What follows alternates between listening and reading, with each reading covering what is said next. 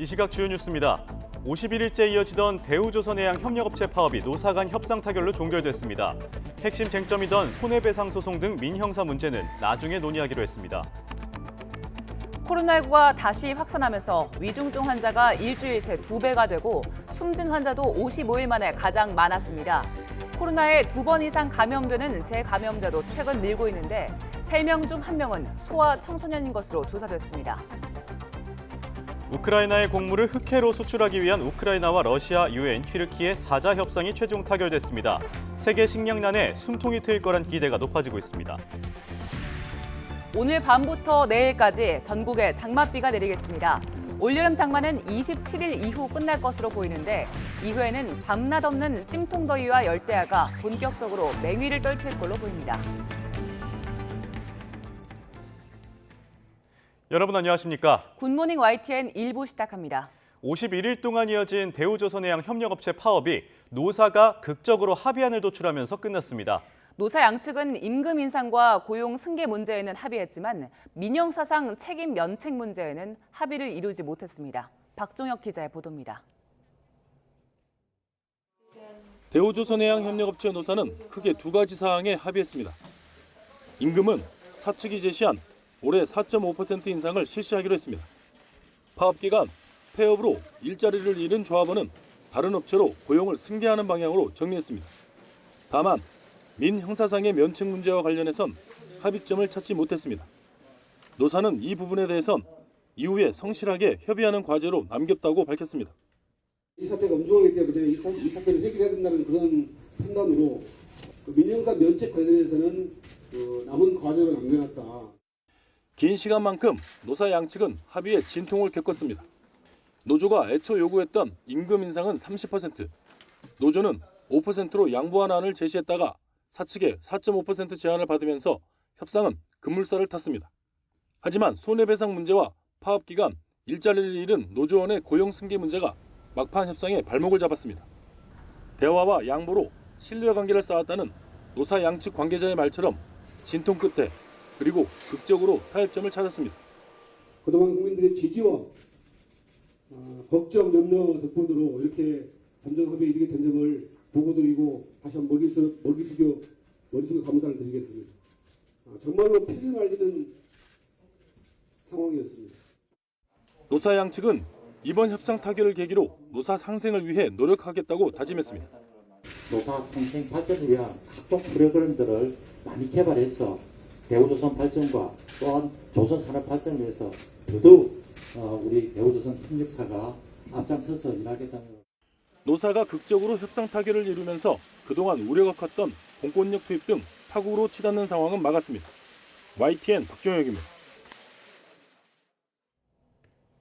대우조선해양 하청업체 노사협상 타결과 관련해 민주노총은 비정규직의 실상을 전국에 알린 동지들이 자랑스럽다고 평가했습니다. 민주노총은 성명에서 비록 합의문에 모든 요구가 담기진 못했지만 51일의 투쟁을 통해 조선소 하청 노동자와 비정규직의 실상을 널리 알리고 공감을 얻었다며 이같이 밝혔습니다.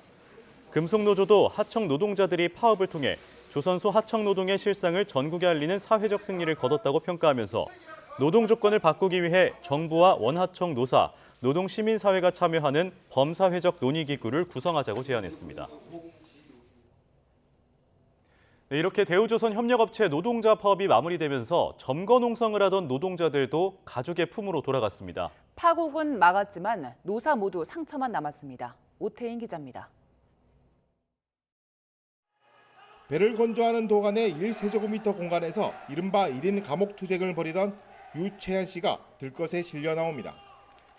점거 농성을 하던 유 씨가 몸을 채 눕히기도 힘든 공간 밖으로 나온 건 31일 만으로 유 씨는 곧장 병원으로 옮겨졌습니다. 선박시설물에서 같이 점거 농성을 벌이던 나머지 노동자 6명도 함께 점거를 풀었습니다.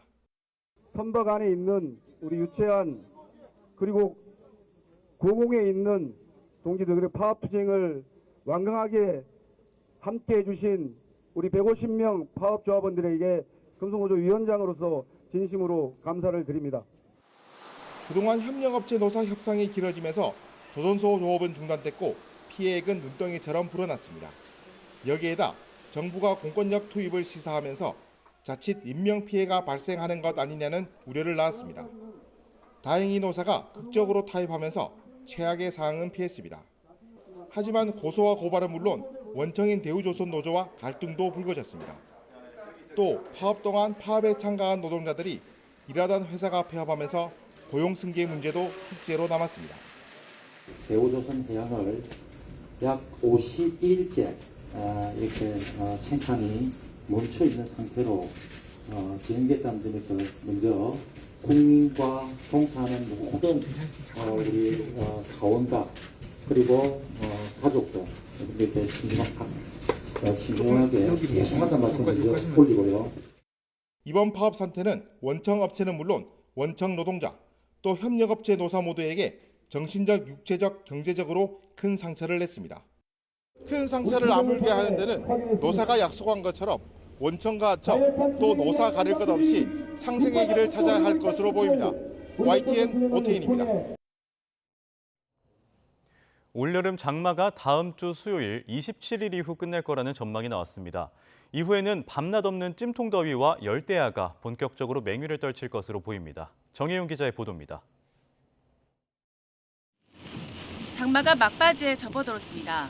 우선 주말 밤부터 일요일까지 전국에 10에서 50mm의 비가 내릴 것으로 보입니다. 이후 다음 주 초반 소나기가 지난 뒤 27일 다음 주 수요일쯤 장마가 끝날 것으로 보입니다. 장마철은 27일 이후 아열대 고기압이 한반도를 상공을 점유하면서 27경을 전후로 해서 장마철이 종료될 것으로 현재까지는 분석되고 있고 예년과 비슷한 시기에 장마가 끝나는 것으로 이후에는 본격적인 무더위가 맹위를 떨칠 것으로 보입니다. 서울 낮 기온이 32도에서 34도까지 치솟으며 폭염특보가 확대 강화하겠습니다. 특히 아침 기온도 25도를 넘으며 열대야도 본격화할 전망입니다. 24일 이후로 발표된 폭염특보는 장기간 나타날 가능성이 높고요. 열대야가 오랜 시간 지속될 가능성이 대단히 높다. 이런 무더위는 온열 질환의 발생 가능성을 높이는 게릴라 호우가 내리지는 않겠지만 기습적으로 강한 소나기가 쏟아질 것으로 보입니다. 특히 8월까지는 태풍이 1개 정도는 우리나라 부근까지 올라올 가능성도 있어 주의가 필요합니다. YTN 정혜윤입니다. 무더위에 쓰러진 노인을 응급처치로 구한 예비군 지휘관의 선행이 뒤늦게 알려졌습니다. 오랫동안 심폐소생술 교관으로 쌓은 경험이 큰 보탬이 됐다고 합니다. 다급했던 당시 상황을 김민성 기자가 전해드립니다. 전북 김제시 요촌동 한 도로. 한 노인이 갑자기 자리에 주저앉더니 얼마 지나지 않아 풀썩 쓰러집니다. 이를 목격한 배민호 상병이 예비군 지휘관인 유중현 동대장에게 다급히 보고합니다. 할아버지, 쓰러졌습니다. 왜? 울르겠습니다. 뭐 때문에? 울르겠습니다. 이상합니다. 심폐소생술을 해야지. 잠깐만. 네, 잠깐만. 차 내려봐. 사고가 난 건 지난 19일 오전 11시쯤 일찌감치 30도를 넘긴 더운 날이었습니다. 두 사람이 빠르게 달려가 확인했는데 이미 노인은 정신을 잃은 상태였습니다. 경찰과 소방이 오기까지 숨가쁘게 흘러간 5분. 심폐소생술 끝에 노인은 유 동대장의 품에서 겨우 의식을 찾았고 조금씩 회복 중인 것으로 전해졌습니다. 위급한 상황이었지만 15년간 심폐소생술 교관으로 예비군을 지도해온 경력이 큰 도움이 됐습니다. 엄청 희열을 느꼈죠. 저도 교관만 많이 했지만 실제 해보기는 처음이라 가지고 긴장도 많이 됐지만은 그래도 많이 주변 분들이 다 응원해 주시고 그래가지고 또 당당하게 좀 할 수가 있었습니다. 평소에도 하모니카 연주나 김장 봉사, 환경 미화 등으로 지역 주민과 소통하고 있다는 유중현 동대장. 앞으로도 늘 누군가에게 도움을 주는 사람이 되고 싶다고 말합니다. 제가 군복을 입는 동대장으로서 지역사회에서 항상 기여하는 사람, 조금이라도 도움이 되는 사람이라고 돼야 된다고 항상 제가 생각하고 있는데 언제든지 이런 일이 있으면은 항상 앞장서 가지고 제가 이렇게 조치할 수 있도록. YTN 김민성입니다. 올여름 더위는 지구촌 역사에 새로운 기록을 남길 것으로 보입니다. 불볕 더위는 유럽을 넘어 미국과 중국, 아랍 지역까지 펄펄 끓게 하고 있습니다. 어느 미국인의 말처럼 더위가 미친 게 아닌가 싶습니다. 류재복 기자의 보도입니다. 영국 런던에 있는 루턴 공항에서 한동안 비행기가 멈췄습니다. 뜨거운 열기로 활주로가 녹아내렸기 때문입니다. 낮 최고 기온이 40도를 넘어 영국 날씨 기록을 갈아치운 날 생긴 일입니다. Our flight literally got taken off the board and we only found out from the app that our flight was cancelled. 거센 산불로 집 한 채가 순식간에 탔습니다. 미국 50개 주 가운데 28개 주에 폭염 경보가 내려졌습니다. 아무리 둘러봐도 더위식힐 곳이 없고 미지근한 물만 마실 뿐입니다. This heat is crazy. Seen a lot of people pass out with this heat. 가뭄까지 겹친 라스베이거스는 천연 잔디를 없앤 데 이어서 주택 수영장 크기를 55제곱미터로 제한할 계획입니다. 원래 더운 나라로 알려진 이라크도 올해는 견뎌내기가 쉽지 않습니다. 물방울을 뿜어내는 선풍기 앞을 떠날 줄 모릅니다. 해가 갈수록 더워지는 게 더 큰 문제입니다. بس هالفترة هاي أقل 5-10 سنوات يعني حر طبيعي مش هيبتدي شيء حر عليهم يعني أول شيء هو سبب الجفاف. 지구촌 이상 고온 현상은 앞으로 열흘가량은 계속될 거란 예보입니다. 전문가들은 지구 온난화에 따른 급격한 기후 변화가 폭염의 잔혹성을 키웠다고 진단합니다. YTN 유재복입니다. 자취를 감췄던 모기들이 다시 나타나 여기랑요 여기 물렸는데요. 진짜 모기 때문에 못 살아서 이사를 가야 된다는 얘기 들었어요, 정말.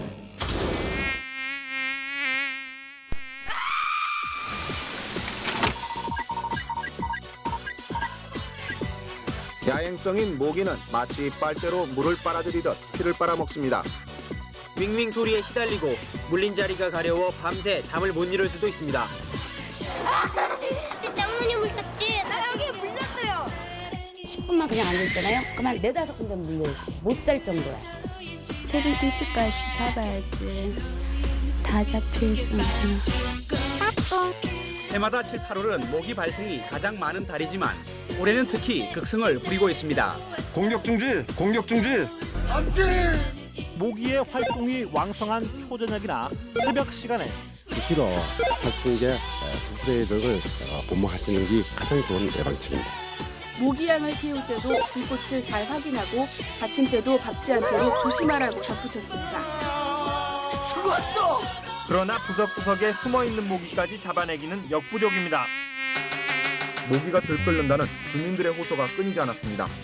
모기떼가 얼마나 있는지 확인한 뒤에 여기입니다. 때 아닌 모기떼 소동의 진원지입니다. 건물과 주택 등의 정화조는 모기의 주요 서식지이기 때문에 퇴치하기 위한 희뿌연 소독약이 주택가 골목을 가득 채웁니다.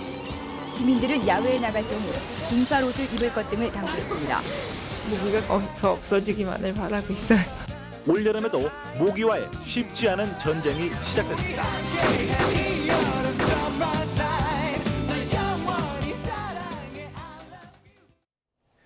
무더위는 밖에서 일하는 노동자들의 건강에 큰 위협이 됩니다. 심지어 목숨을 잃는 경우도 있는데요. 이와 관련해 올해부터 열사병이 중대재해처벌법 대상에 올랐습니다. 자세한 내용 김현아 기자가 보도합니다. 30도가 넘는 더위에 철근과 철판이 내뿜는 열기가 더해집니다. 숨막히는 더위에도 부상 위험 때문에 온몸을 가리는 긴 옷은 필수. 얼음으로 열기를 식혀보지만 견디기 어려울 때가 수시로 찾아옵니다. 판이 은색판이다 보니까 복사열 때문에 이거 뭐라고 설명을 해야 될지는 모르겠는데 거의 후라이팬 위에 있다는 느낌이죠. 머리가 아플 때나 너무 더워가지고 정신이 멍해질 때가 있어요. 피부 온도가 38.7도를 넘어가면 체온 조절 기능이 망가져 신체에 이상이 생기고 판단력도 떨어져 사고로 이어질 위험이 커집니다. 반복되는 사고로 온열질환 산업재해는 올해부터 시행된 중대재해처벌법 대상에도 올랐는데 처벌로 이어지기는 어렵다는 것이 중론입니다. 일단 열사병으로 진단이 나와야 하고 열사병이더라도 기저질환과 음주 등 생활 습관을 충분히 고려하며 무엇보다 사업장 책임을 따질 기준이 물과 그늘, 휴식 유무 정도로 한정되기 때문입니다.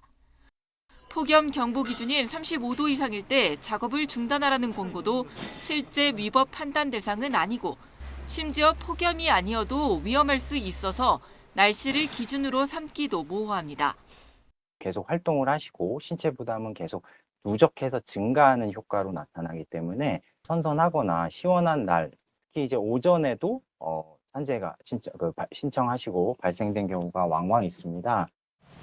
노동부도 사고 예방을 위해 노사 인식 개선이 최선이라고 보고 현장 홍보에 방점을 찍었습니다.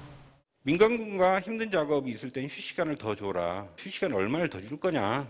그거를 이제 가이드로 제시하지 못했지만 이 얘기는 뭐냐면 이 시기에는 힘든 작업을 좀 안 했으면 좋겠다.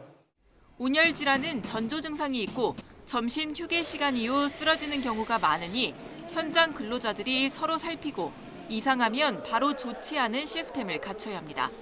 YTN 김연아입니다.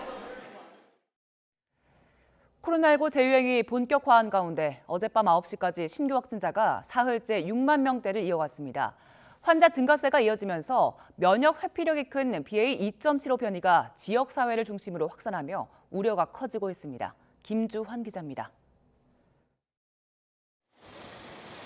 어젯밤 9시까지 전국에서 코로나19 신규 확진자는 6만 5,900여 명. 금요일 밤 9시 중간 집계 기준으론 지난 4월 22일 이후 13주 만에 최고치입니다. 문제는 확진 규모가 커지면서 위중증 사망 피해도 늘고 있다는 겁니다. 위중증 환자는 일주 전보다 2배로 늘었고 숨진 환자도 55일 만에 가장 많았습니다. 코로나19 유행 규모가 4주째 증가하고 있습니다. 4주 전보다는 약 9.5배 증가한 수치입니다.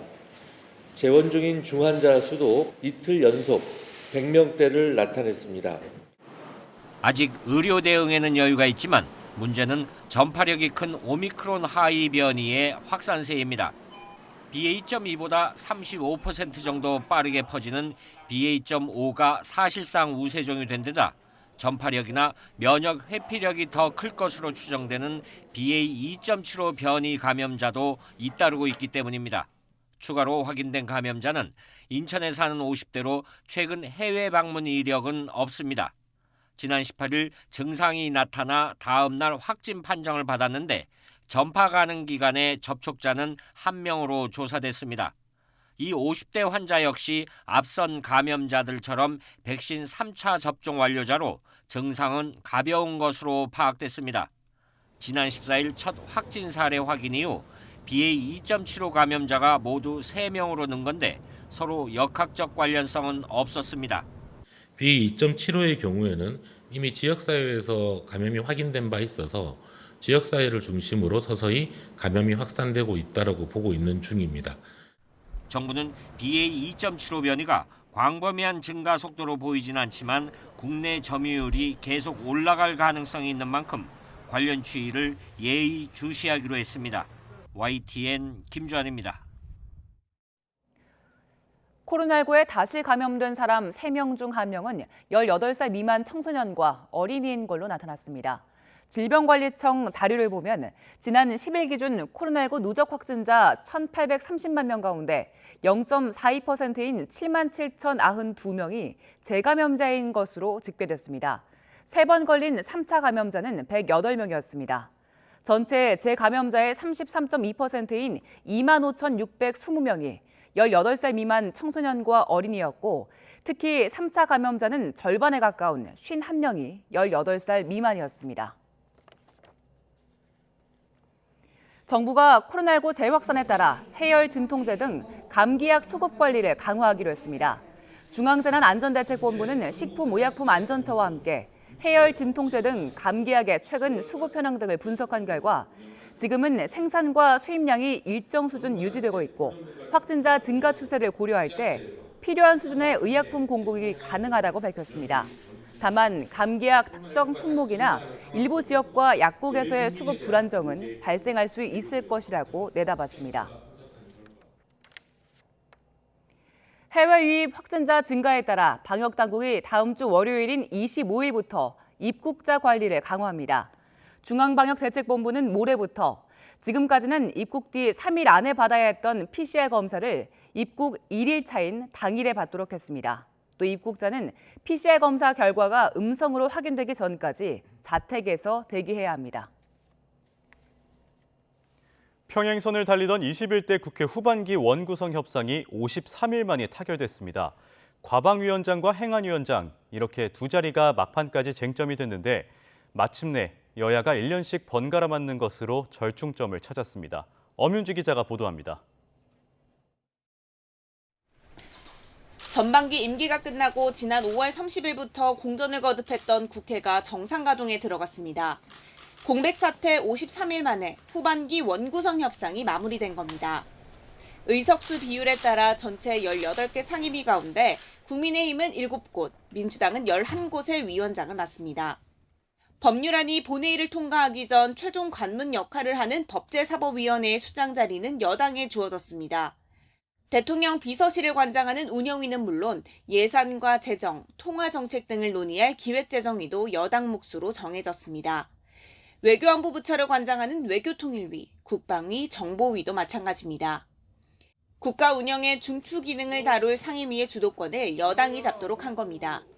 집권 여당이기 때문에 국가를 운영하는 데 있어서 중추적인 상임위를 다 맡았습니다. 비록 비인기 상임위지만은 중추적인 상임위를 다 맡았고. 반면 야당인 민주당은 실리를 챙겼습니다.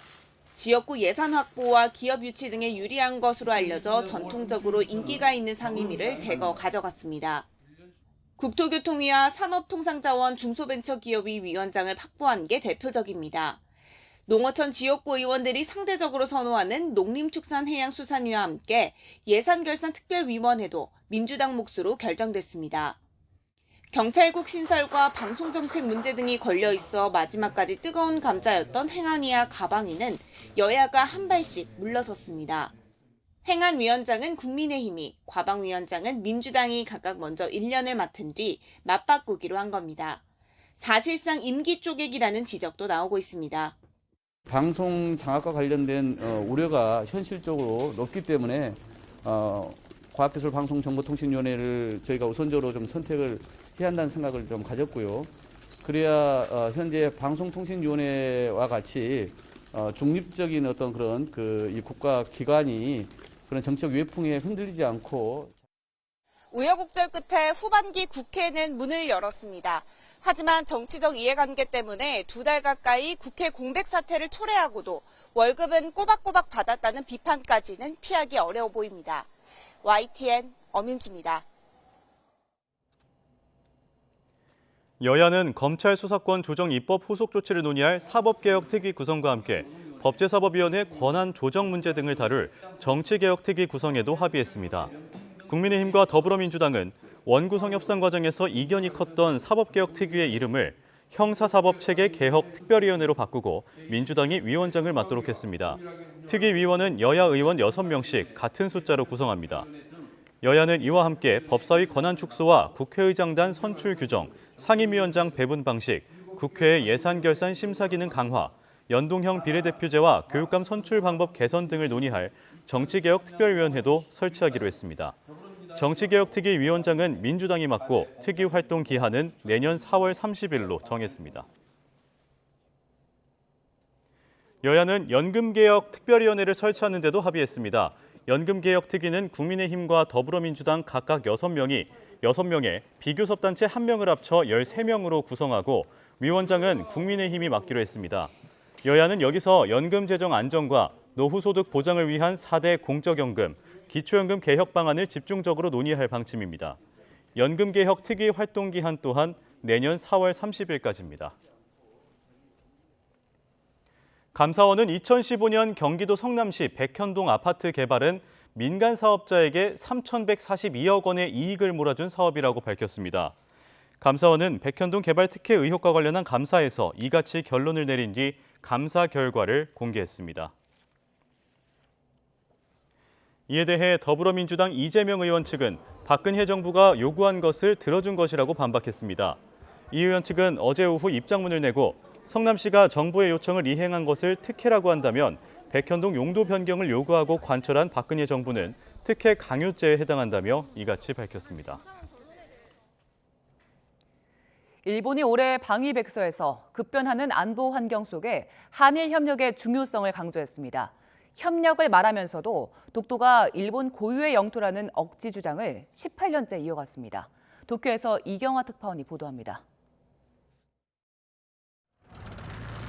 러시아의 우크라이나 침공과 타이완에 대한 중국의 군사적 압박, 그리고 고도화하는 북한의 핵과 미사일 기술까지.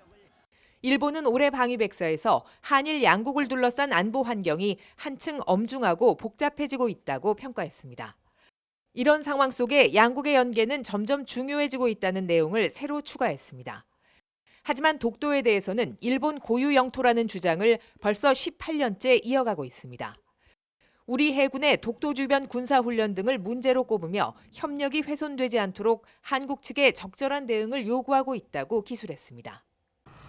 竹島は歴史的事実に照らしてもかつ国際法上も明らかに日本固有の領土であり 북한에 대해서는 극초음속 미사일 등 신무기 개발에 주목하면서 지난 3월 발사한 화성 17호의 사거리가 최대 15,000km를 넘을 수 있다고 우려했습니다. 일본은 러시아의 우크라이나 침공을 별도 항목에 기술하면서 국제 질서의 근간을 뒤흔드는 행위로 결코 용납할 수 없다고 비난했습니다. 이뿐 아니라 타이완에 대한 중국의 군사적 압력이 강해지고 있다며 침공 가능성도 언급했습니다. 이런 국제 정세 속에 일본은 방위력을 획기적으로 강화할 것이란 입장을 백서를 통해 선명히 드러냈습니다. いわゆるこの反撃能力を含めてあらゆる選択肢を排除しないこうした旨も述べた次第です。 특히 GDP 2%인 북대서양조약기구 나토의 방위 지출 목표를 설명하면서 일본도 방위비 증액이 필요하다고 강조했습니다. 또 국가안보전략 등 3대 전략문서 개정과 기시 방위성 장관을 의장으로 한 방위력 강화 가속회의 출범도 담았습니다. 올해 방위백서는 강한 일본을 앞세우며 앞으로 방위 정책의 대전환을 예고했습니다. 도쿄에서 YTN 이경아입니다. 일본이 한일 외교장관 회담 이후 내놓은 올해 방위백서에서 다시 독도의 영유권을 주장한 데 대해 외교부가 강력히 항의하고 즉각 철회할 것을 촉구했습니다.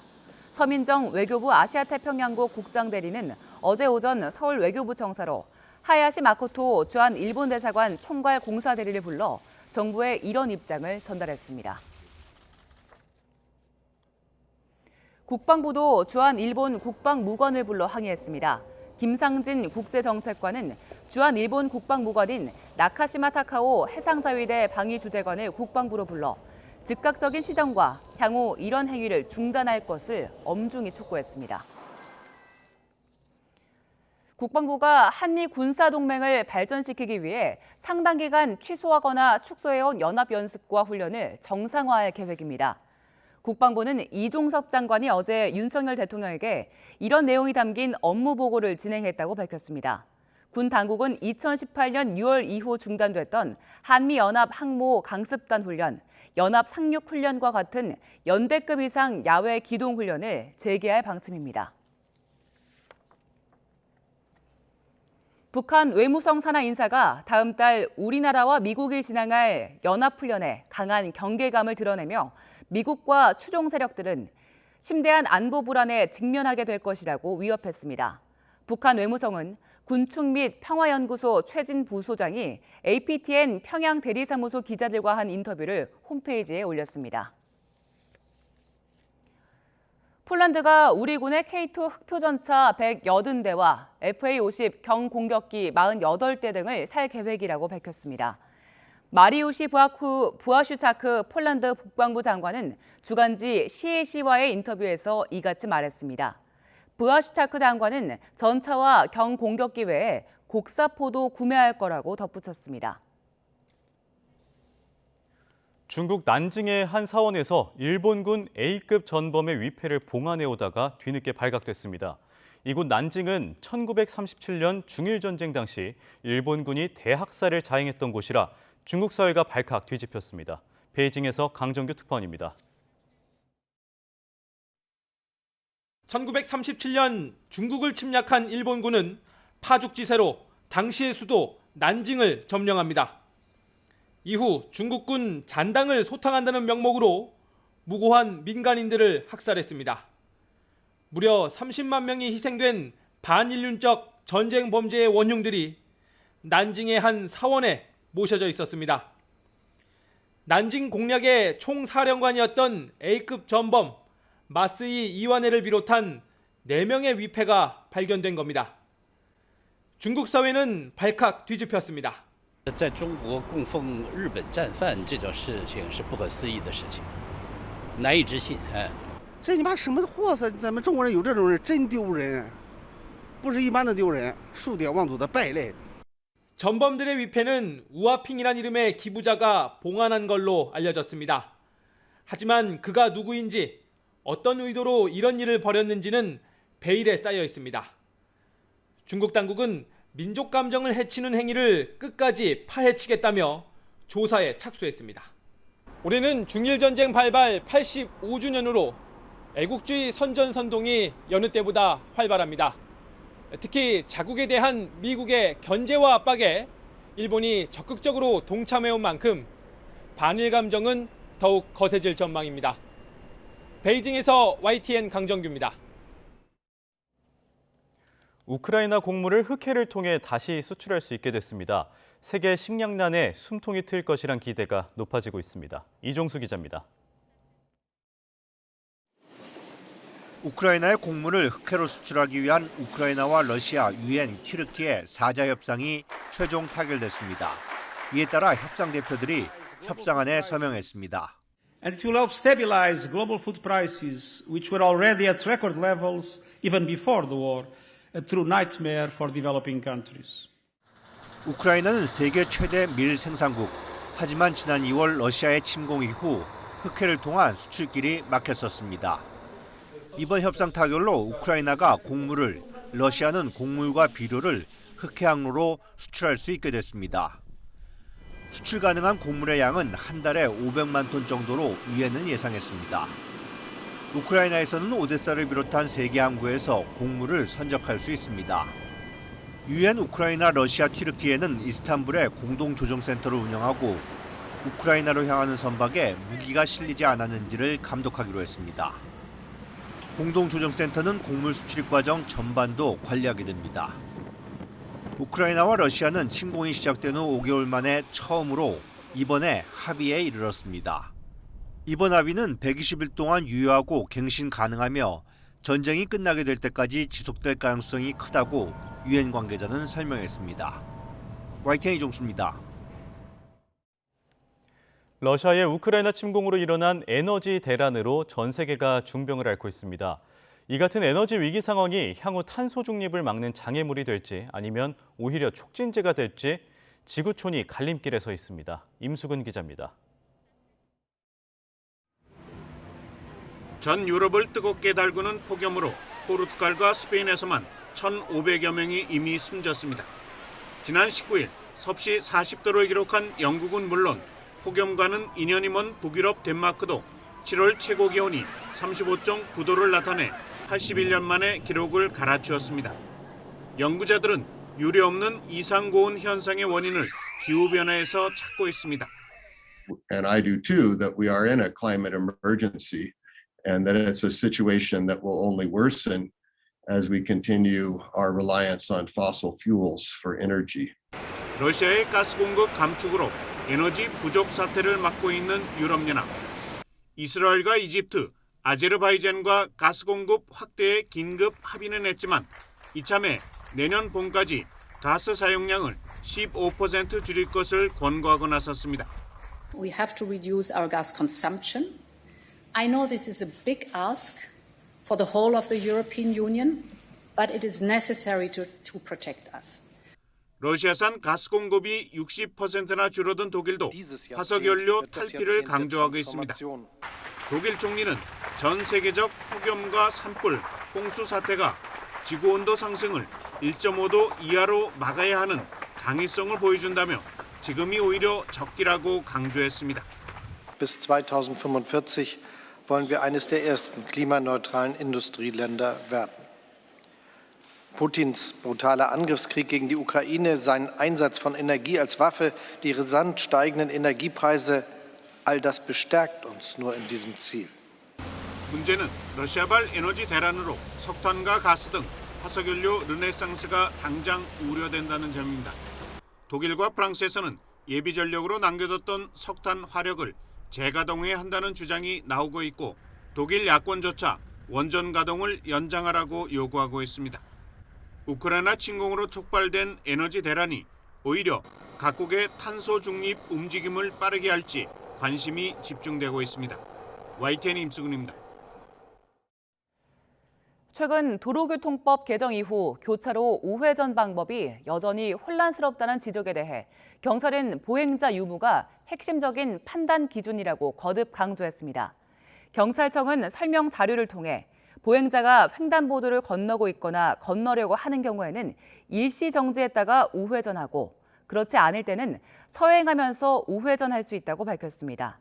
또 신호등 색깔과 우회전 때 일시 정지 여부는 관계가 없다고 설명했습니다. 동급생을 성폭행한 뒤 숨지게 한 인하대학교 1학년 학생이 검찰로 넘겨졌습니다. 구속 당시 적용됐던 준강간치사 혐의 외에 불법 촬영 혐의가 추가됐지만 살인 혐의는 적용되지 않았습니다. 이준엽 기자의 보도입니다. 검은 옷에 검은 모자를 눌러쓴 20살 인하대생 김모 씨가 수사관들에게 이끌려 경찰서 정문을 나섭니다. 범행 당시 왜 피해자를 놔둔 채 도주했느냐는 취재진 질문에는 죄송하다고 짤막하게 대답했고 유가족에게 사과한다고도 말했습니다.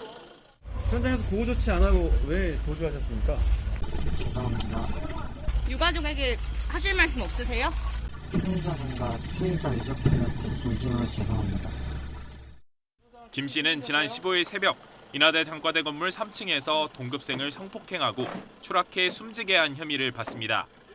피해자는 추락 후 1시간 넘게 생존해 있었지만 김 씨는 별다른 신고나 확인 없이 자취방으로 달아난 거로 알려져 공분을 불러일으키기도 했습니다.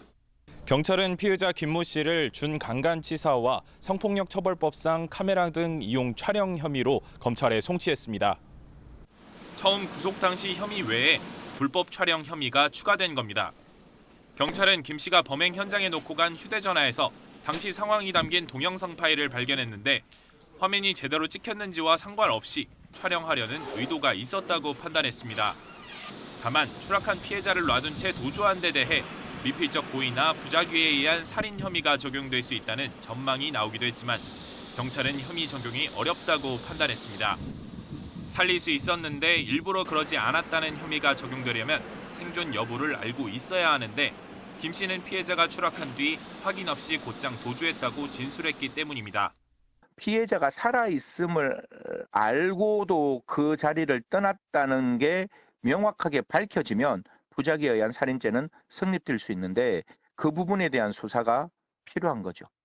인하대는 지난 20일 김 씨 징계 절차에 착수했고 2차 피해를 막기 위한 법무법인을 선임했습니다.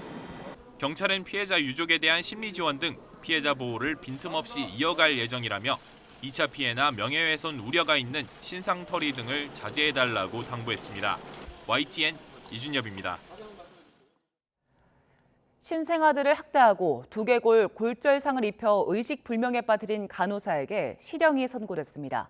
부산지법 형사 6부는 업무상 과실치상과 아동학대 혐의 등으로 기소된 간호사 A씨에게 징역 6년을 선고하고 아동학대 치료 프로그램 40시간 이수를 명령했습니다.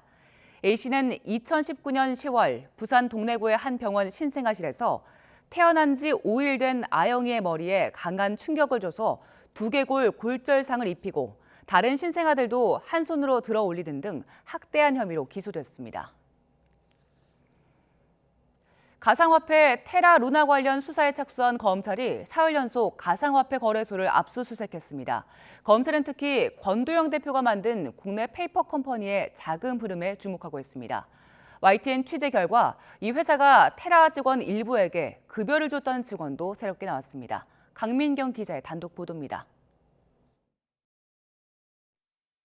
가상화폐 테라루나 폭락 사건을 수사 중인 서울 남부지검 금융증권 범죄합동수사단이 사흘 연속 거래소를 압수수색했습니다. 지난 20일 가상화폐 거래소 7곳을 포함해서 15곳을 밤샘 압수수색한 걸 시작으로 연달아 자료 확보에 초점을 맞추고 있는 겁니다. 이례적인 사흘 연속 압수수색에 대해서 검찰 관계자는 가상화폐 사건 특성상 자금 흐름의 포렌식 작업에 상당한 시간이 소요되기 때문이라고 밝혔습니다. 검찰은 확보한 자료를 토대로 테라 발생사와 관계사 등이 사업 초창기부터 거래한 내역을 들여다보고 있는 걸로 알려졌습니다. 검찰이 특히 집중적으로 살펴보는 곳은 권도형 대표가 유일한 사내이사로 등재된 플렉시 코퍼레이션이란 회사입니다. 국내에 있는 테라의 실체 없는 자회사, 즉 페이퍼 컴퍼니로 알려졌는데 검찰은 권 대표의 돈 세탁 수단으로 사용된 건지 집중적으로 분석하고 있습니다. 최근 검찰의 압수수색 대상에도 플렉시 코퍼레이션이 포함됐습니다. 이런 가운데 플렉시 코퍼레이션이 테라의 국내 자회사였던 테라폼랩스 코리아 직원들에게 급여를 지급해왔다는 증언이 새롭게 나왔습니다. 테라 전 직원은 YTN과의 통화에서 2019년 테라 직원 일부의 급여 명세서에 지급 주체가 플렉시 코퍼레이션으로 되어 있었다고 밝혔습니다. 이 직원은 또 테라폼레스 공동 창업자인 신현성 대표가 과거 운영했던 차이코퍼레이션 직원의 월급 일부도 플렉시 코퍼레이션에서 지급했던 걸로 알고 있다고 설명했습니다.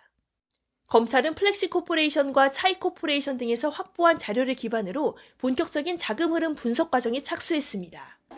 조만간 테라 전 관계자 등도 차례로 불러서 급여를 포함한 세부 자금 흐름 내역을 조사할 예정입니다. YTN 강민경입니다.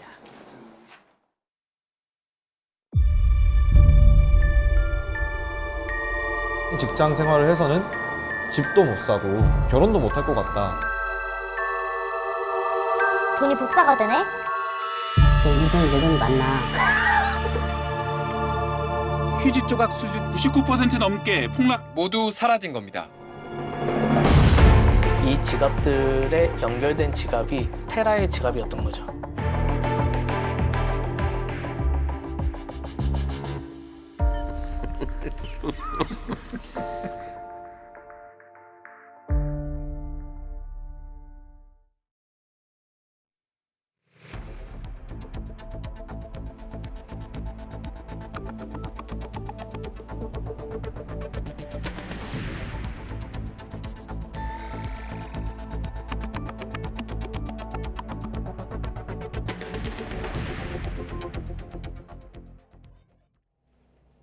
굿모닝 YTN 1부 이어갑니다. 51일 동안 이어진 대우조선해양 협력업체 파업이 노사가 극적으로 합의안을 도출하고 타결하면서 끝났습니다. 대우조선 협력업체 노사는 어제 각각 기자회견을 열어 올해 임금을 4.5% 인상하고 파업기간 일자리를 잃은 조합원의 고용을 다른 업체로 승계하는 내용의 잠정 합의안을 도출했다고 밝혔습니다. 잠정 합의안은 조합원 찬반 투표에서 가결됐습니다. 또 파업이 마무리되면서 선박 점거 농성 역시 종료됐습니다. 노사는 다만 합의점을 찾지 못한 민형사상 면책 문제와 관련해서는 이후 성실하게 협의할 과제로 남겼다고 설명했습니다. 대우조선해양 하청업체 노사 협상 타결과 관련해 민주노총은 비정규직의 실상을 전국에 알린 동지들이 자랑스럽다고 평가했습니다. 민주노총은 성명에서 비록 합의문에 모든 요구가 담기진 못했지만 51일의 투쟁을 통해 조선소 하청 노동자와 비정규직의 실상을 널리 알리고 공감을 얻었다며 이같이 밝혔습니다. 금속노조도 하청 노동자들이 파업을 통해 조선소 하청 노동의 실상을 전국에 알리는 사회적 승리를 거뒀다고 평가하면서 노동 조건을 바꾸기 위해 정부와 원하청 노사, 노동 시민사회가 참여하는 범사회적 논의기구를 구성하자고 제안했습니다. 네, 하청 노동자들의 파업은 끝났지만 대우조선해양은 큰 타격을 받게 됐습니다. 당장 선박 제조를 다시 시작해 계약 기간을 맞추고 적자 규모를 줄이면서 파업 후유증을 극복하는 과제가 남았습니다. 보도에 박홍구 기자입니다. 대우조선해양은 외환위기 직후인 1999년부터 산업은행의 관리를 받아왔습니다. 이후 조선업 불황으로 국민혈세 7조 1천억 원이 지원됐고 지난해부터 올해 1분기까지는 2조 원 넘는 적자를 냈습니다. 50일 넘는 하청 노동자들의 파업은 이런 대우조선에 커다란 상처를 남겼습니다. 배를 만드는 5개 도크 가운데 가장 큰 1도크 점거로 선박 제조가 중단되면서 매일 259억 원의 매출 손실을 봤다는 게 회사 측 설명입니다. 조선소는 다시 활력을 찾겠지만 파업 기간에 공백을 메우고 계약 날짜를 맞춰 선박을 인도할 수 있을지는 의문입니다. 기계적으로 50일이 밀렸으면 50일이 걸린다는 건 그 2배 일을 해야 된다는 얘기니까요. 2배 인원이 들어가든지 2배의 기간이 필요하든지 해야 된다는 부분입니다. 앞서 대우조선은 지난해 수주 목표를 초과 달성했고 올해도 상반기에만 목표량의 67%를 고부가가치 선박 위주로 채웠습니다. 적자 탈출에 기대가 컸던 이유입니다. 하지만 이번 파업으로 생산 차질을 빚은 데 이어 신인도 하락까지 우려돼 경영 환경 개선이 쉽지 않아 보입니다. 지금 LNG선이나 컨테이너선 시장 같은 경우는 업황이 좋지 않습니까? 그래서 이제 운임료가 굉장히 비쌀 텐데 하루라도 더 빨리 인도에 가는 게 자기 선주들은 돈 버는 거잖아요. 그러면 뭐 두 달씩 지연되면 그건 뭐 선주 입장에서는 자금난으로 지난 2016년 이후 혹독한 구조조정을 겪었던 대우조선해양. 파업 사태의 후유증을 이겨내고 다시 설 수 있을지 관심이 쏠리고 있습니다. YTN 박홍구입니다. 코로나19 재유행이 본격화한 가운데 어젯밤 9시까지 전국에서 6만 명대 신규 확진자가 발생했습니다. 어제 0시부터 밤 9시까지 전국 17개 시도에서 코로나19 확진 판정을 받은 사람은 6만 5,972명으로 집계됐습니다. 이는 그제 같은 시간대 집계치보다는 519명 적지만 금요일 밤 9시 기준으로는 지난 4월 22일 이후 13주 만에 최고치입니다. 코로나19에 2번 이상 걸린 사람은 3명 가운데 1명은 18살 미만의 청소년과 어린이인 것으로 나타났습니다. 상대적으로 백신 접종률이 낮은 데다 활동량이 많고 최근 재유행 확산을 젊은 층이 이끌고 있는 점도 영향을 미친 것으로 보입니다. 기정훈 기자가 보도합니다. 지난 10일 기준 우리나라에서 코로나19에 2번 이상 걸린 사람은 7만 7,092명. 기준일 누적 확진자 1,830만 6,179명에 0.42%에 해당합니다. 3번 걸린 사람도 108명이나 됩니다. 눈에 띄는 건 젊은 층의 비중입니다. 전체 재감염자의 33.2%인 2만 5천여 명이 18세 미만입니다. 재감염자 셋 중 하나는 어린이나 청소년인 겁니다. 사례수가 적긴 하지만 3차례 감염자는 절반에 가까운 47.2%나 됩니다. 재감염, 3차 감염 모두 18세에서 29세가 그 다음을 차지했고 30대, 40대, 50대 순으로 나이가 올라갈수록 재감염자는 적었습니다. 재감염자 가운데 29세 이하는 모두 4만 387명으로 전체의 절반이 넘어 젊은 층의 재감염 위험이 더 높았습니다. 최근에 재유행 확산세를 젊은이들이 이끌면서 재감염 비율도 따라 높은 것으로 보입니다. 최근 증가세인 신규 확진자 가운데 29세 이하가 차지하는 비율은 43에서 44%, 활동량 많은 10대와 20대가 증가세를 이끌고 있습니다. 전문가들은 백신도 이유로 꼽습니다. 아무래도 어린 나이에는 백신을 못 맞거나 안 맞은 아이들이 많죠. 아이들을 포함해서 어른들도 그렇고 전혀 안 맞으면 정말로 방어력이 떨어져 있는 겁니다. 그러다 보니까 이제 감염도 더 많이 되고 따라서 재감염도 더 되는 거죠. 재감염자 가운데는 백신을 전혀 맞지 않은 사람이 2만 7천여 명, 35.6%로 가장 많았지만 3차와 2차까지 맞은 사람도 각각 31%, 30.5%로 적지 않았습니다. YTN 기종훈입니다.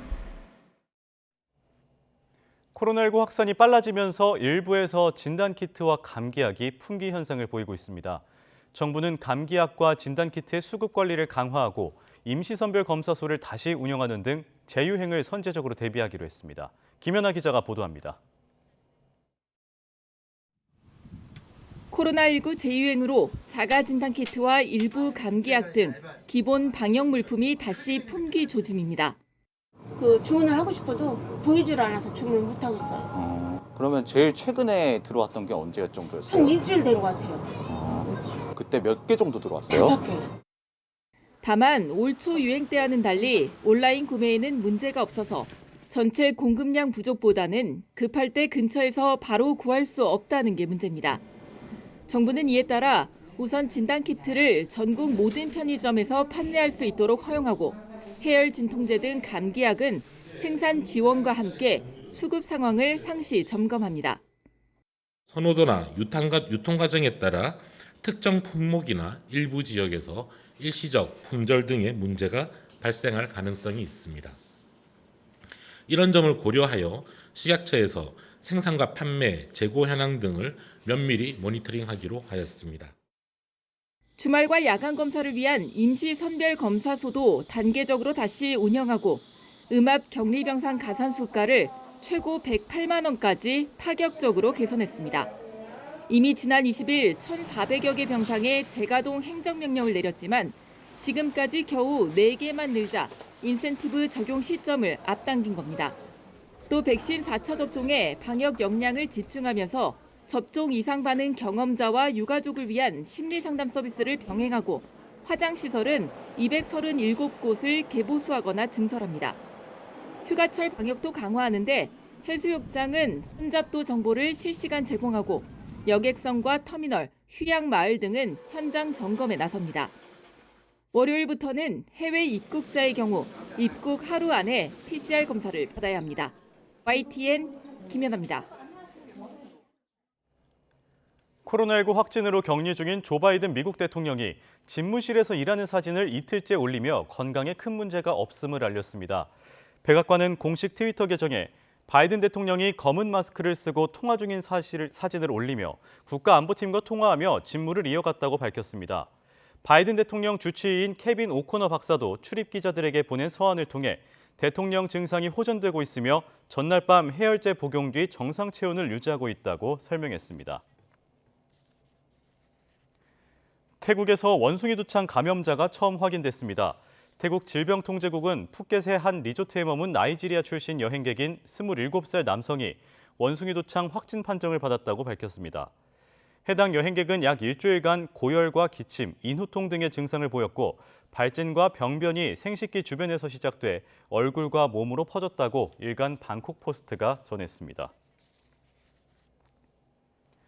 유럽의약품청 상하 약물사용자문위원회가 원숭이 두창 예방을 위해 두창, 즉 천연두 백신인 임바넥스를 사용할 것을 권고했습니다.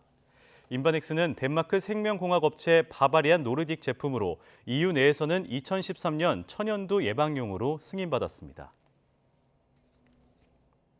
여야가 21대 국회 전반기 임기가 끝나고 국회 공백 상태가 된 지 50여일 만에 후반기 원구성에 전격 합의했습니다. 김진표 국회의장과 국민의힘 권성동 당대표 직무대행 겸 원내대표, 더불어민주당 박홍근 원내대표는 어제 오전 회동을 마친 뒤 원구성 협상 타결을 공식 발표했습니다. 합의에 따라 국민의힘은 전체 18개 상임위 가운데 법제사법위원회와 운영위원회, 행정안전위원회 등 7곳의 위원장을 맡습니다. 민주당은 과학기술정보방송통신위원회와 정무위원회, 국토교통위원회 등 11곳의 위원장을 맡게 됩니다. 다만 여야는 막판 쟁점으로 부상했던 과방위와 행안위의 경우 여당인 국민의힘이 행안위를 먼저 1년 맡고 야당인 민주당이 과방위를 먼저 1년 맡은 뒤 교대하기로 했습니다. 여야는 후반기 국회에서 윤석열 대통령의 국정과제인 연금개혁과 야당이 역점을 두는 검찰 수사권 조정법 후속 조치도 국회 차원의 특별위원회를 꾸려 본격 논의하기로 했습니다. 연금개혁특위는 여당이, 형사사법체계 개혁특위는 야당이 위원장을 맡아서 주도권을 나눠 가졌습니다. 정현우 기자의 보도입니다. 연금개혁특별위원회 구성의 건은 가결되었음을 선포합니다. 연금개혁특별위원회를 설치하는 안건이 여야 합의로 국회를 통과했습니다.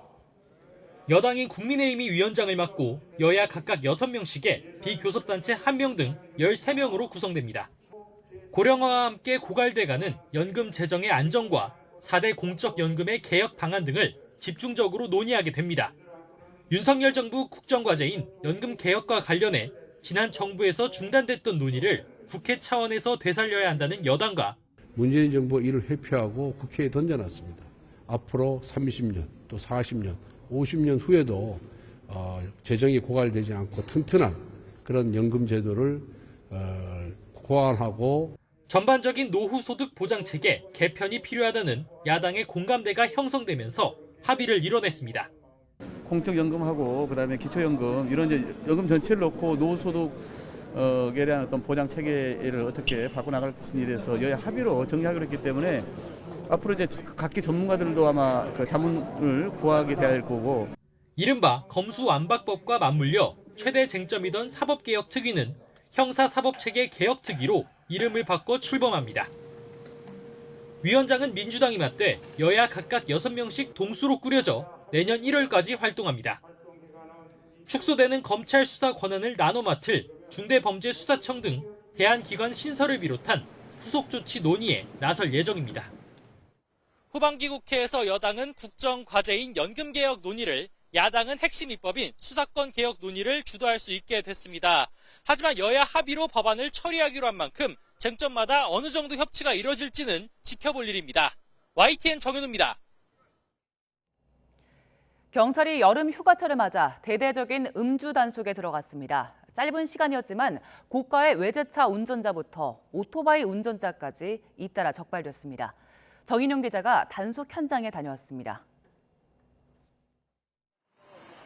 밤 10시가 조금 넘은 시각. 단속을 시작한 지 5분 만에 첫 번째 음주운전자가 적발됩니다. 고급 외제차를 몰던 이 남성은 한참 전에 술을 먹었다고 주장하지만 선생님, 마지막으로 술 드신 시간이 몇 시세요? 6시. 면허 정지에 해당하는 수치가 나왔습니다.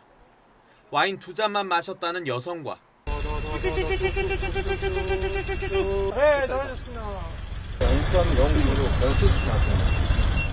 겨우 50m 운전했을 뿐이라는 남성도 면허 취소 처분을 받았습니다. 체험 안 하시겠어요? 그러면은 저희 일단 간단하게 서류 작성한 다음에 대리기사 부르셔가지고 오늘은 귀가하시고. 골목길을 몰래 달리던 오토바이 역시 경찰 단속망을 피해가지 못했습니다.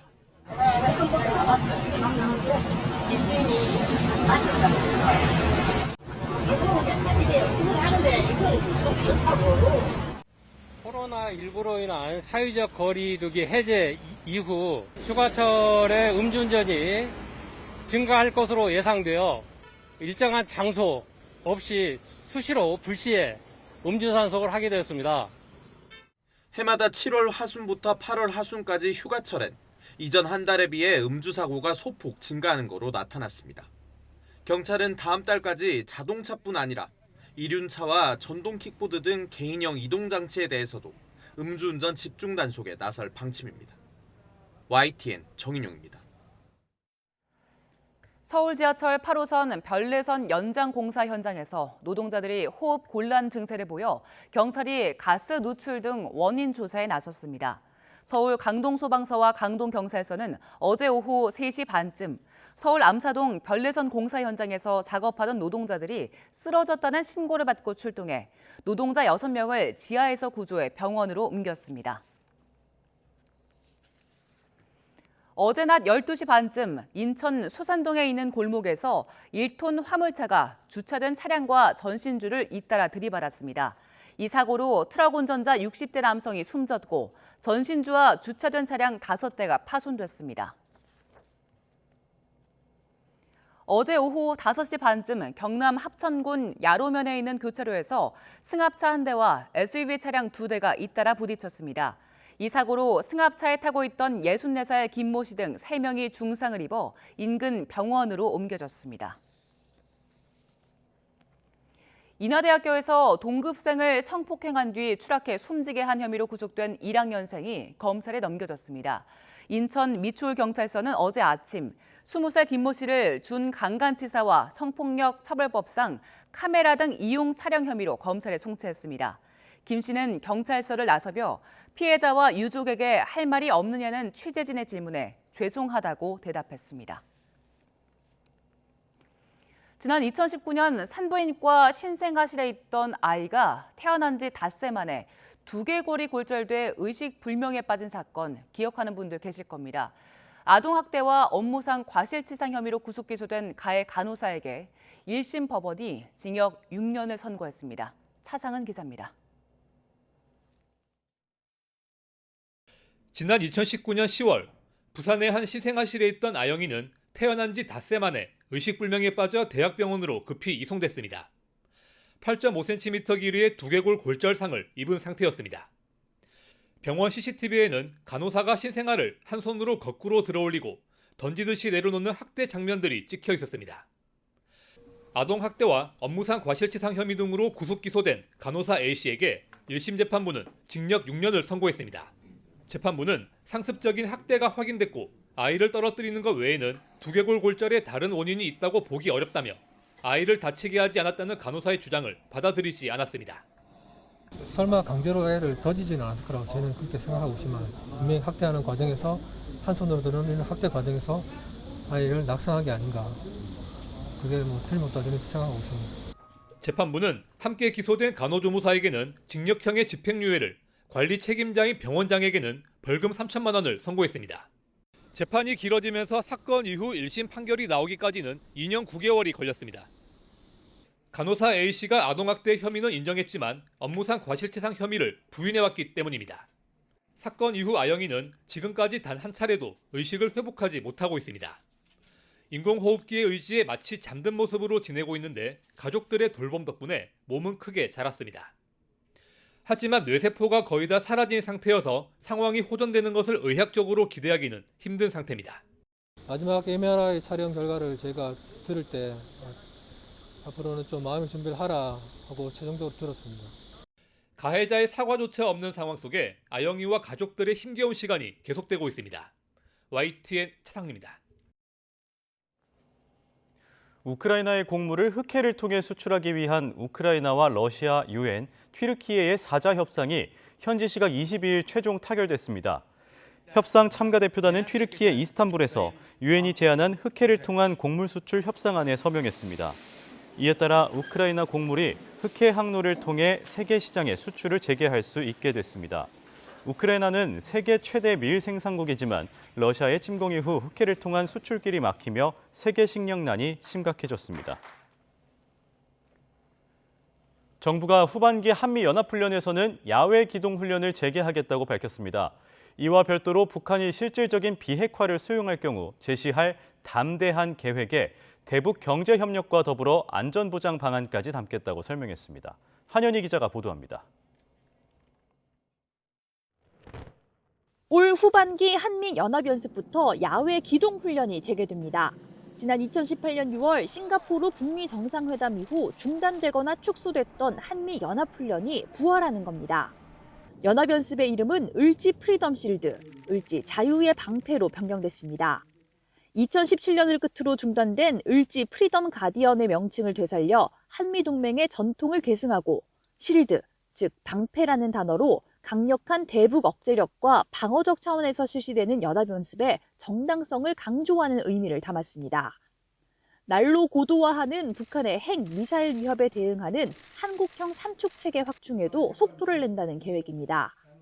군 정찰 위성 조기 전력화, FX 2차 사업, 그리고 고위력, 초정밀, 극초음속의 타격 전력을 획기적으로 강화해 나갈 것입니다. 이와 함께 수도권을 위협하는 북한 장사정포에 대응하기 위해 장사정포 요격체계도 조기에 전력화한다는 방침입니다. 정부는 북한의 무력 도발에 대한 철저한 대비와는 별도로 대화를 통한 문제 해결 방안도 구체화하고 있습니다. 특히 북한이 실질적인 비핵화를 수용할 경우 제시할 담대한 제안에 대북 경제협력과 더불어 안전보장 방안까지 포함하겠다는 계획입니다. 이 방안이 본격적으로 실현되면 북한이 안보 우려를 해소하고 경제난을 극복해서 핵을 더 이상 개발할 필요를 느끼지 못하게 되는 수준까지 이룰 수 있도록 담대한 내용을 구상하고 있습니다. 다만 북한이 문제 삼아온 한미 군사훈련은 과거 수준으로 확대하는 대신 북한과의 대화 재개와 관련해서는 다소 포괄적이고 원칙적인 입장만 제시한 만큼 북한이 윤석열 정부의 새로운 대북 정책 방향에 관심을 보이기는 어렵다는 평가도 나옵니다. YTN 한현입니다. 아세안 지역안보 포럼 ARF는 북한이 참여하는 유일한 영내 다자 안보 협의체입니다. 다음 달 캄보디아에서 이 ARF 외교장관 회의가 열리는데 3년 만에 대면 형식으로 열립니다. 여기에 최선희 북한 외무상의 참석 여부가 관심입니다. 홍주혜 기자입니다. 아세안 지역안보 포럼 ARF 외교장관 회의가 다음 달 초 캄보디아에서 열립니다. 코로나19 탓에 재작년과 지난해 2년 연속 화상회의로 진행되다 3년 만에 대면 방식으로 전환되는 겁니다. ARF는 북한이 참여하는 유일한 다자 안보 협의체이기도 합니다. 마침 다음 주 ARF 가입 22주년을 맞는 북한은 동북아 지역 정세 안정과 동남아 지역 평화와 번영은 뗄 수 없이 연결돼 있다며 앞으로도 아세안과 관계 발전을 중단 없이 촉진하겠다고 밝혔습니다. 동남아랑 북한이랑 전반적인 관계는 그렇게 나쁘지 않았고 북한도 지리적으로 가까이에 있고 이야기를 했을 때 들어줄 수 있는 그런 세력으로 아세안을 기본적으로 생각을 하고 있어요. 과거 ARF 회의를 계기로 남북의 외교수장이 마주치는 모습이 자연스레 목격되기도 했습니다. 이번에도 관심은 북한의 최선희 외무상이 회의에 참석하느냐입니다. 하지만 변수는 코로나19입니다. 코로나19 유행 초기부터 강력한 국경 봉쇄가 이어지면서 북한에서 나온 사람은 있지만 북한으로 들어간 사람은 없다고 해도 과언이 아니기 때문입니다. 일례로 북한의 새 주중 대사가 지난해 초 베이징에 부임했지만 전임 대사는 여전히 북한으로 돌아가지 못한 것으로 알려졌고 지난해 내정된 신임 주북 중국 대사도 아직 북한 땅을 밟지 못한 것으로 보입니다. 이에 따라 최선희 외무상 역시 회의 참석을 위해 국경을 넘기는 쉽지 않을 거란 전망이 나옵니다. 그래서 북한은 안광일 주 아세안 대표부 대사를 ARF 회의에 보낼 가능성이 큰 것으로 알려졌습니다. YTN 홍주혜입니다. 헌법재판소가 선거 기간 특정 후보나 정책에 관한 지지 반대 집회를 전면 금지하는 공직선거법 조항을 위헌이라고 결정했습니다. 이제 선거 풍경도 많이 달라질 걸로 보입니다.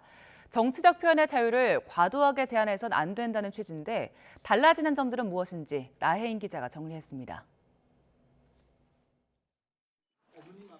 2012년 인터넷 방송 나는 꼼수다를 진행하던 김어준 씨와 주진우 전 기자는 당시 19대 총선을 앞두고 민주통합당 후보들을 공개 지지했습니다. 이른바 토크 콘서트를 열고 대중 앞에서 정치적 의사를 표현했는데 선거가 끝나고 기소돼 1심에서 벌금형을 선고받았습니다. 공직선거법상 선거 기간 선거에 영향을 미치는 집회나 모임은 금지돼 있기 때문입니다. 하지만 헌법재판소의 위헌 결정으로 해당 조항은 이제 효력을 잃게 됐습니다. 헌재는 금권 선거 같은 불공정이 걱정되면 다른 규제를 써야지 유권자의 집회나 모임을 전면 금지하는 건 집회와 표현의 자유를 지나치게 침해하는 거라고 지적했습니다. 유권자가 선거운동을 받아들이기만 하는 수동적 지위에만 있는 것도 아니고 후보나 정책에 다양한 견해를 표하는 것 자체가 주권 행사라고 부연했습니다. 이에 따라 2년 뒤 예정된 22대 총선을 비롯해 일반 시민들도 후보의 선거운동과 무관하게 선거 기간 지지 반대 집회를 열 수 있게 됩니다. 또 이미 해당 조항으로 처벌받았다면 법원에 재심을 청구할 수 있습니다. 헌재는 이 밖에도 선거 기간 일반 유권자의 어깨띠 착용이나 현수막, 광고 게시를 금지한 선거법 조항 역시 비슷한 이유로 위헌성을 인정했습니다.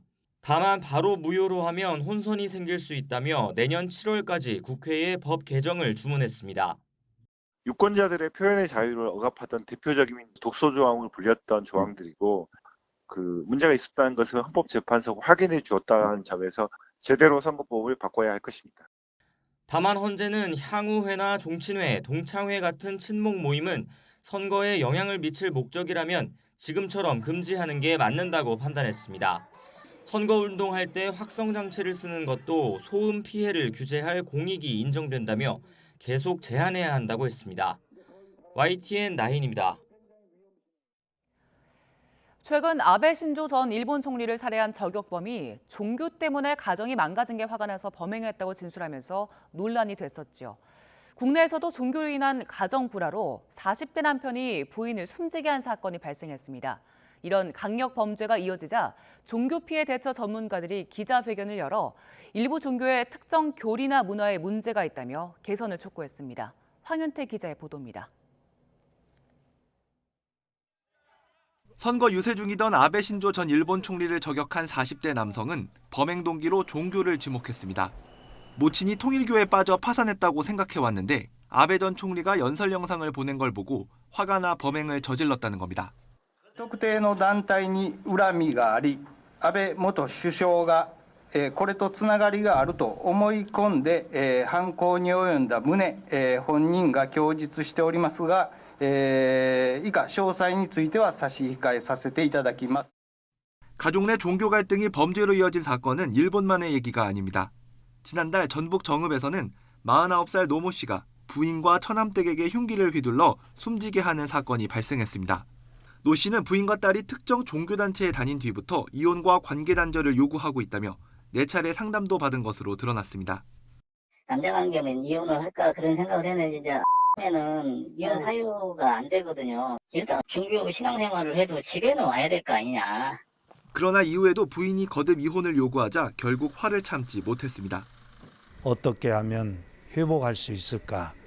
그래서 상담 전화를 요청했던 거고, 또 아내가 가출을 했을 때도 다시 돌아오라고 애절하게 요청을 그 아내에게 했던 것으로 알고 있습니다. 신도를 성폭행한 혐의로 10년 동안 수감 생활을 했던 다른 종교 총재는 최근 또 다른 외국인 신도에게 성폭력을 저질렀다는 내용의 고소장이 접수돼 경찰이 수사에 나선 상황. 종교와 관련한 강력 사건이 잇따르자 피해 대처 전문가들이 직접 기자회견을 열어 일부 종교의 교리와 문화에 대한 규제를 촉구하고 나섰습니다.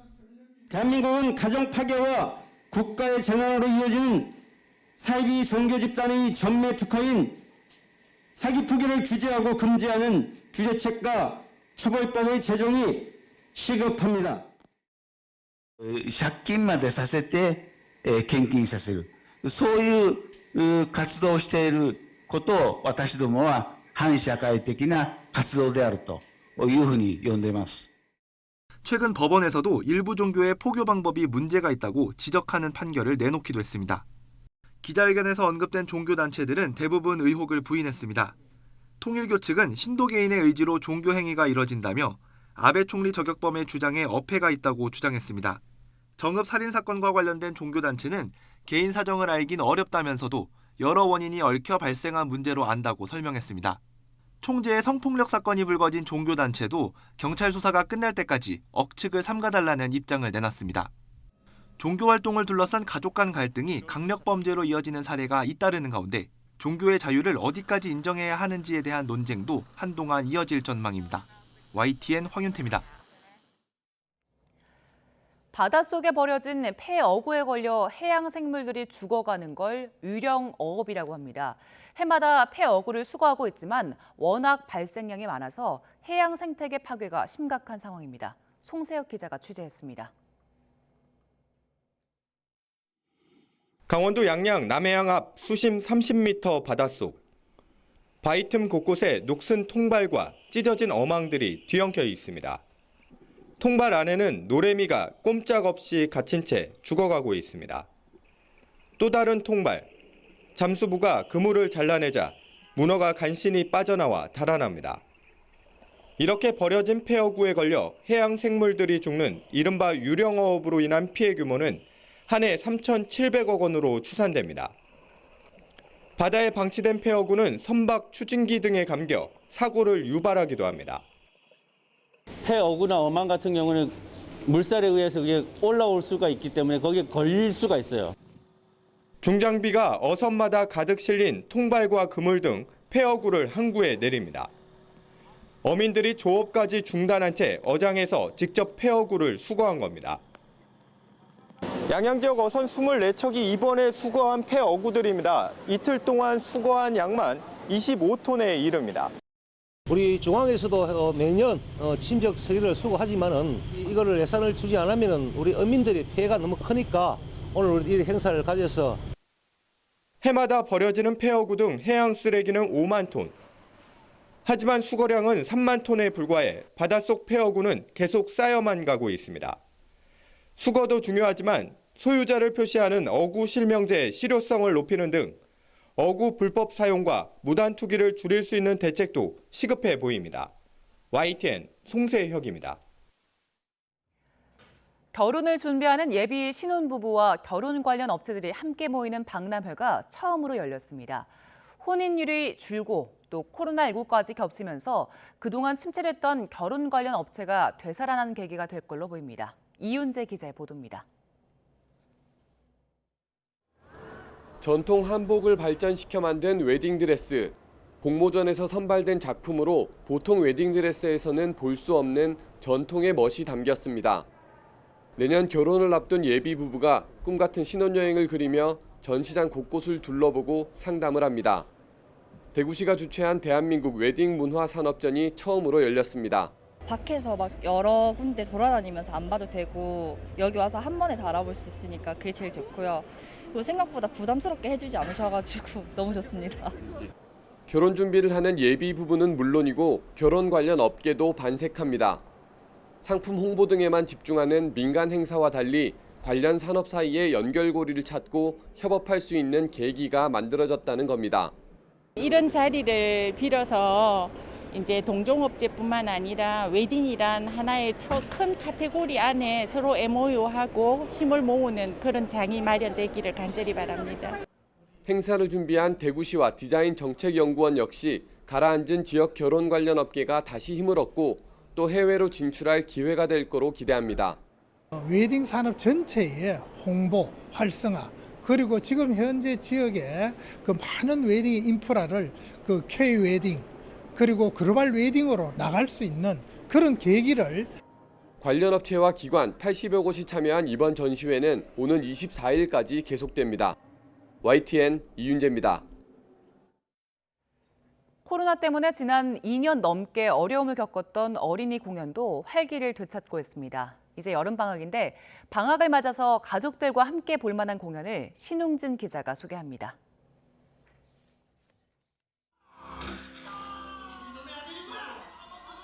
TV 다큐멘터리와 애니메이션으로 히트친 공룡 이야기를 어린이 뮤지컬로 옮겼습니다. 8살 주인공이 시간의 문을 열고 공룡이 살던 세상으로 날아가 모험을 펼친다는 내용입니다.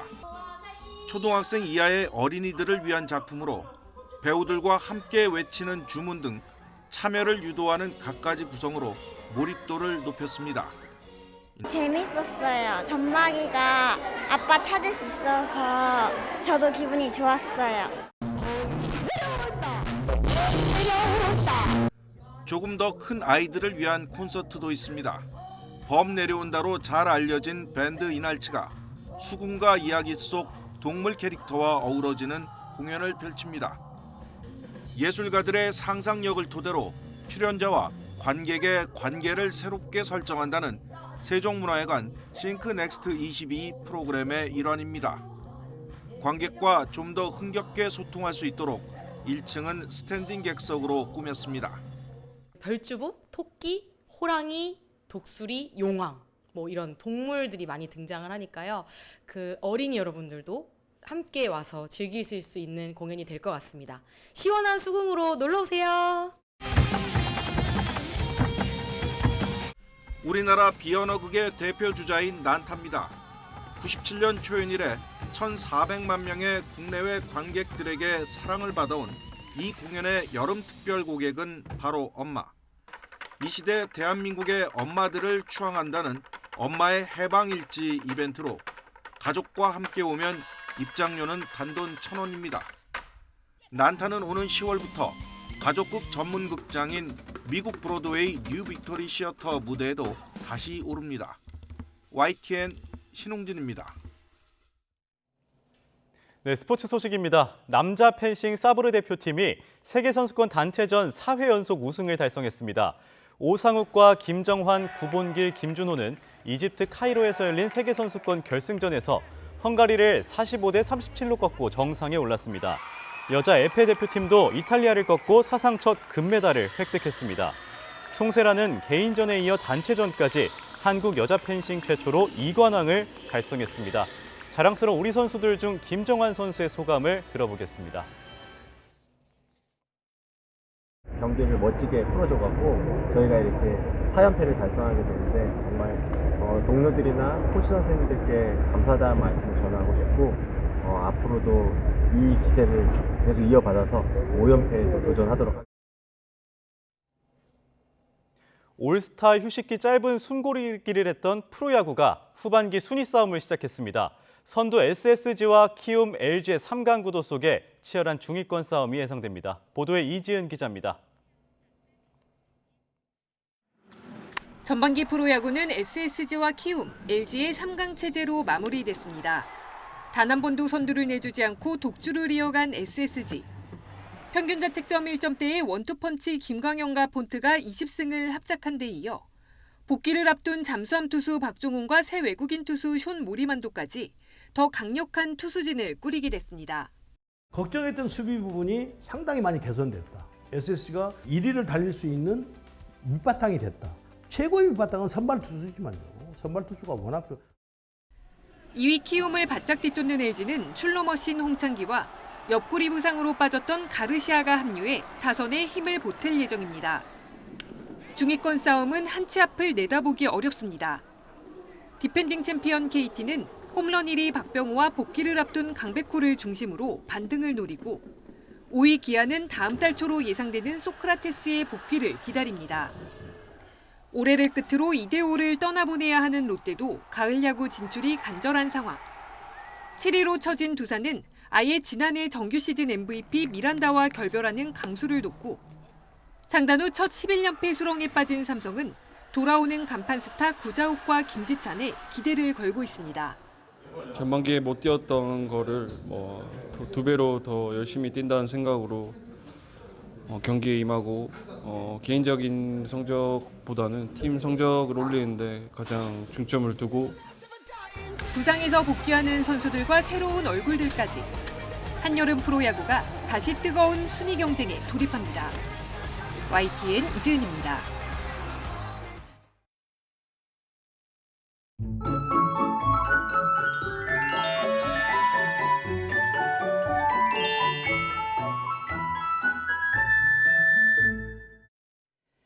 네, 절기돼서인 오늘 큰 더위는 없겠습니다. 대신 차차 전국에 장맛비가 오겠는데요. 내일까지 경기 남부와 영서 남부, 충청에는 최고 70, 서울 등 수도권과 남부에 10에서 50mm가 오겠고 중부지방은 시간당 20mm 이상의 강한 비가 예상됩니다. 오늘 아침까지 부산과 경남은 소나기가 오겠고요. 장맛비는 오후에 중부와 호남 서해안을 시작으로 밤에는 그 밖에 전국에 확대될 것으로 보입니다. 현재 기온 살펴봅니다. 서울이 23.5도, 청주가 22.5도고요. 낮 기온은 서울이 28도, 청주 29도, 대구는 30도로 예상됩니다. 다음 주에 막바지 장맛비가 끝난 뒤에는 본격적인 폭염과 열대야가 찾아올 전망입니다. 날씨였습니다. 네, 이상으로 굿모닝 YTN 1부 마칩니다. 잠시 뒤 굿모닝 YTN 2부가 이어집니다. 시청해주신 여러분 고맙습니다.